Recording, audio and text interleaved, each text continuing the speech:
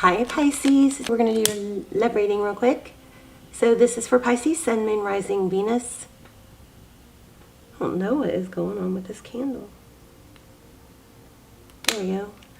So how are you guys? Okay, let me just show you the pre-shuffle so far. So it looks like we have a return, which is not very surprising because we have that a lot of that going on right now. But also it looks like you could be dealing with the twin flame. So we have the Empress. This is just pre-shuffle, okay? So this could have to do with the reading or maybe not. Just somebody needs to hear it. I always feel like when it comes through this strong. But we have the Empress energy here. The Empress is somebody who's all about self-love and creation, beauty, and just nurturing, you know. And then here we have the Knight of Swords. It looks like somebody is coming towards you. If this is you, this is Libran energy. This could be Libran, also an air sign. And then we have the Death card and the Queen of Wands. And when I was asking, I did go into this deeper. So the Death card is about an ending, and we don't really fear that in tarot. It is often it's a good thing because it shows us because it completes a cycle and brings a new beginning. Which is typically needed, right, in life. So, but look at this. We got the Queen of Wands. This is where it gets very interesting. And then I wanted to know more about that. And here's where it gets real telling. We've got the Lovers card. So this yin and yang is a balance between feminine and masculine energy. So this is very, this card is screaming some stuff to me, and I'll tell you in a second. Here again we have the Knight of Wands. Somebody's coming towards you. Queen of Cups offering love. Okay, and then look at that. Six of Cups. This is typically a return, somebody from the past, somebody giving, but it's also very fond memories. And then we have this Two of Pentacles, which is all about balance. So let me tell you what I'm thinking, and I'll get into it more if more of it comes up. But I feel like probably something ended. Maybe you were giving too much, and things got a little out of balance, and either somebody wasn't appreciating it or it just didn't work because the balance was so off. So we'll talk about this more in a little bit, but you know, I've got some really strong tips about how to, you know, maintain temperance. You give, you don't overgive, you don't undergive. We don't give more. We do, but we shouldn't. When somebody's not doing their part, we tend to try and make up for them or try harder, and that really throws things out of whack. It does not balance it out. So strong, super strong pre-shuffle message, okay? And then also, if you guys are in, I only have one Pisces almost personal, but it is really good. It goes into, especially if you're in a twin flame or a soulmate situation where you feel stuck, it answers everything. We ask for confirmation, soulmate or twin flame confirmation, you know, where you are on the journey, what blockages, when, you know, return. We even get time frame on most of them. And those are very much like personal. So I encourage you to check those out if you haven't. I will link the Pisces one down below. Look at that, seven of Wands. So holding your ground. I like it. I have a feeling this is going to be very much about not, I think this person comes back, but I think there's going to be, and that's why I keep feeling that almost personal. I feel like there's going to be a need to do things a little bit different this time.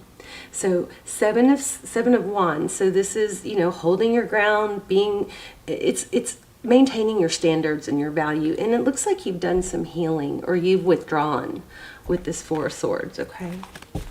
All right. Let's see what's going on. Let's look at your energy, their energy, and stick around to the end. We're going to do an intuition test, which everybody seems to love. Okay, your energy. Three of Wands, that's beautiful. Three of Wands is all about progress, looking to the future. Looks like a crystal ball, doesn't it? But this is all about moving forward, what's best for me, making progress. It could be waiting for your ship to come in, but remember, you're never going to miss that ship. I mean, you could miss an opportunity, but another one and another one and another one will keep coming, okay? And be careful with the tarot. Be careful, maybe, I don't know, let me come back to that. Ten of Swords. So I think that you or they, somebody looks like they're very maybe trying to move on past a painful ending. Something tells me it's not quite that easy. Okay, Ace of Wands. This is your person's energy. This is beautiful. Again, a passionate new beginning. Look at that. Gorgeous. That's them. Wow, and the Sun card. So the Sun card is about hope, healing. So that's what this is indicating that's what they're hoping for. Wow, nice. Maybe you're,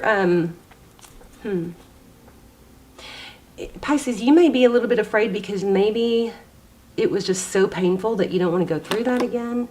Okay, Knight of Cups. Here we have it again, twice. Somebody definitely coming back. Hanged Man.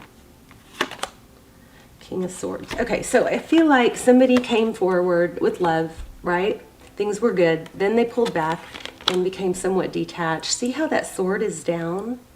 So this is your recent past. You know, it kind of like had, this is my knight in shining armor. This is somebody that I want to be with. This is my person. But then the Hangman is holding back. I mean, it could be Pisces energy, could be. But the good thing about the Hangman is, you know, he is looking to see things. Look how beautiful these cards are. He is looking to see things in a different light. Gorgeous. So that's recent past. Let's look at future.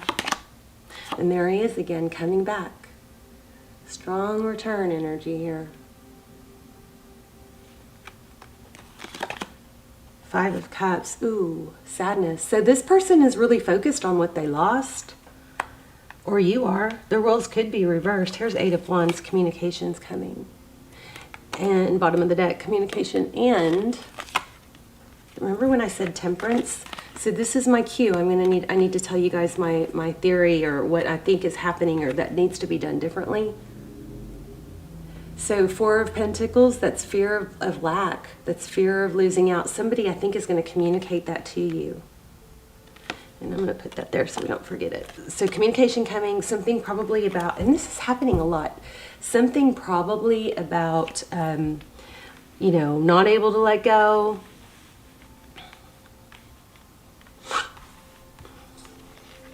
I am still fighting being sick. It's crazy.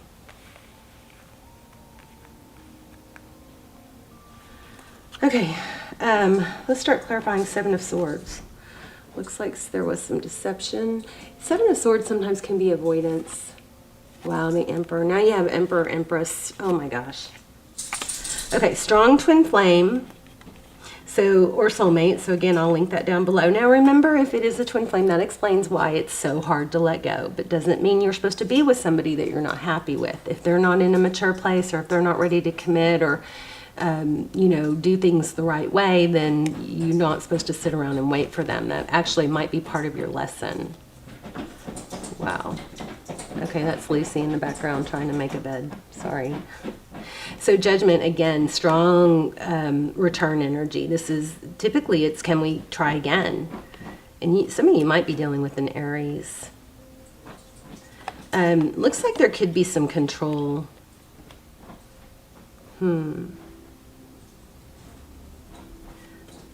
I don't know. This person might be unable to let go because they don't like that you pulled back. I feel like they pulled back, but then maybe you finally stopped pursuing.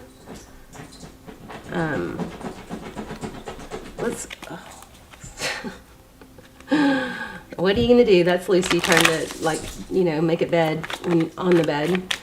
Okay, so how does this person view Pisces?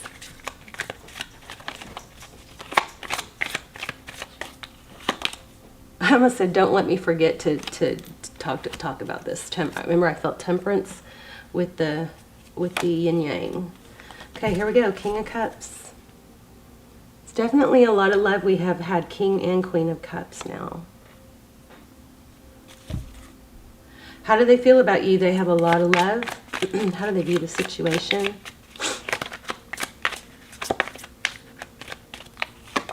Oh my gosh, yeah. Wow. So Lovers twice. Strong, strong soul connection here. And there's that Two of Pentacles. So here's what I feel. This is what I was getting really strong in the pre-shuffle. So what I think's happening, and you know, this might not be your story, but this still could be good information for, you know, next time or whoever you're dealing with. So, you know, sometimes when we get really excited about somebody, a relationship or being with somebody, we might over communicate or make ourselves, you know, a little bit too available. And some of you are going to criticize that and say, no, it should be that way. It's just human nature to not appreciate what comes easy. So I feel like with this yin and this yang, to make sure you maintain that balance. You know, don't over text. Don't send, you know, a text after a text. Don't over text. If, you know, let them reach out first, because what I've seen a million times will happen is there'll be such a strong connection and so much interest and intrigue, and then one person gets, you know, a little overexcited and they'll text a lot. They'll always be available, and especially if you're the feminine dealing with the masculine, you know, masculines like that mystery and that chase. So there's something here about staying, you know, make sure you're not overdoing your masculine energy if you're the feminine. Let that masculine chase you. So I think, here's what I think happened, and you guys tell me in the comments. I think what happens, or what could happen, what you need to hear in this reading is, and it seems so basic, but it's so common, is you get overexcited. I do it too, get overexcited, and then are always available, always texting, and it doesn't give that person a chance to miss you or to pursue. So just be very cognizant of that this time, okay? It's just human nature.